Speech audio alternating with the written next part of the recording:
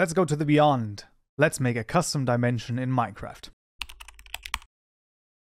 Alright, we find ourselves back in IntelliJ once more, and in this tutorial we're going to be adding a custom dimension to Minecraft. Yes, long awaited, and finally here. It actually is way more straightforward than you might think. So first of all, we need some code and then some, well, it's 2 JSON files to be exact. So in our world package, we're going to first of all make a new package, which is going to be called dimension. And then inside of there, we're going to make one new Java class called the ModDimensions class. There you go. Now this will have 2 different static fields. The first one is a public static final resource key of type level. This one making sure that we choose, very important, net Minecraft world level right here. Very important indeed. We're going to call this the kgdim key, and this is going to be equal to resource key.create registry.dimension registry. This one right here exactly. And then a new resource location, tutorial mod.modID, and then we're just going to call this kgdim. This is just going to be the name of our JSON files in just a moment, and also the name of the actual dimension. We're also going to have a public static final resource key of type dimension type. This one right here, there you go, and this is going to be the kgdim underscore type. This is equal to a resource key.create registry, once again, .dimension type registry this time. And then we're going to take the kgdim key.get registry name, so basically that it has the same resource location as the other one. So they're both under the tutorial mod namespace as well as named kgdim. Now we're also going to need a public static void register method, this time without an event bus. So here we're just going to system out print line. We're just going to say registering mod dimensions for tutorial mod.modID. Now this is not necessary, but it is still a smart idea to do. This of course needs to be a plus. I don't know why it was a star or a times, but there you go. So this is pretty much all that we need. Now we just need to call the register method, of course, in our constructor right here. So let's go right here, ModDimensions.register, and there you go. That should be pretty much all that we need in this case. And that is almost all that we need. We still need the JSON files, of course. Now those are under resources, data, tutorial mod, or your mod ID. And then we'll need 2 new directories. Number one is the dimension, and then the other one is going to be the dimension underscore type. And I'll copy over the JSON files. Those are, of course, available to you in the description below, GitHub repository and individual just as well. And I also have a great resource that you will see in just a moment. So you can see the dimension type basically consists always of these different variables that you can change. You can see there's quite a few Boolean variables and then some other variables that you can also change as well. Now this type is then referenced in the dimension itself right here. So you can see the type right here is of kgdim.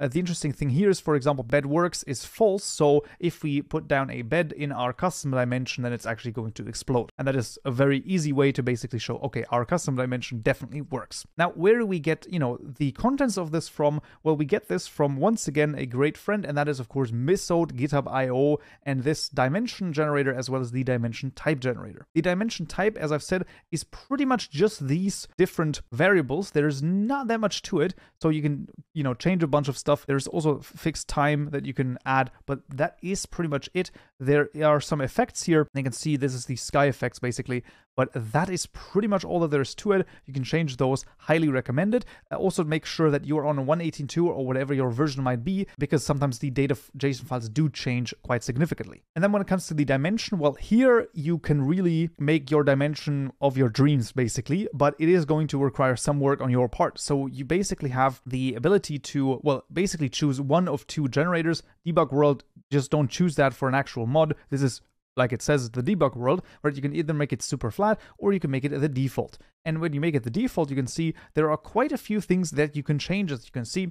And this is where you just have to try out a bunch of stuff. The good thing here for Misode is that if you click on a certain field, it actually suggests what you can put in there. So I highly recommend playing around with this. So there's a few things. So for example, the biomes. Here is where you could also enter and add a custom biome. However, custom biomes are dependent on these surface rules, and those are quite complicated to understand, which is why there has not been any biome tutorial for the most part. And keep that in mind as well. Highly recommend playing around with this as well. And also, if you know dimensions from other mods, you can always take a look at them. depending on their license, basically, you can also take a look at how their JSON files look and try to copy certain parts of that as well. The generator is, of course, also linked in the description below, and the rest here is pretty much the general idea. So our custom dimension in this case is only going to have the plains biome, so it's going to have one singular biome, and that's pretty much going to be it. But those are all of the things we need. We need the ModDimensions class with the kgdim resource right here, and the type, and then the 2 JSON files as well, and that should be pretty much all that we need. So now let's make a new world and see if it works. Now do note, you actually don't necessarily need to make a new world, but it is a pretty good idea. And also whether or not you have followed these structures tutorials or not, this is now going to come up as well. Worlds using experimental settings.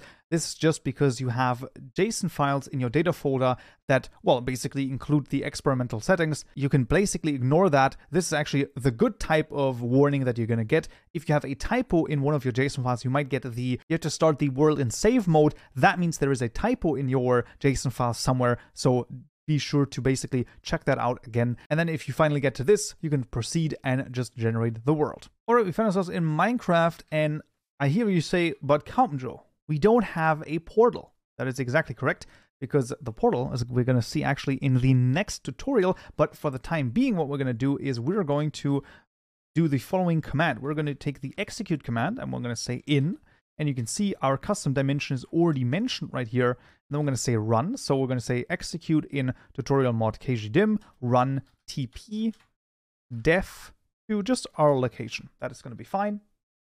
And there we are. We are inside of our custom dimension, even with our custom structures, as you can see.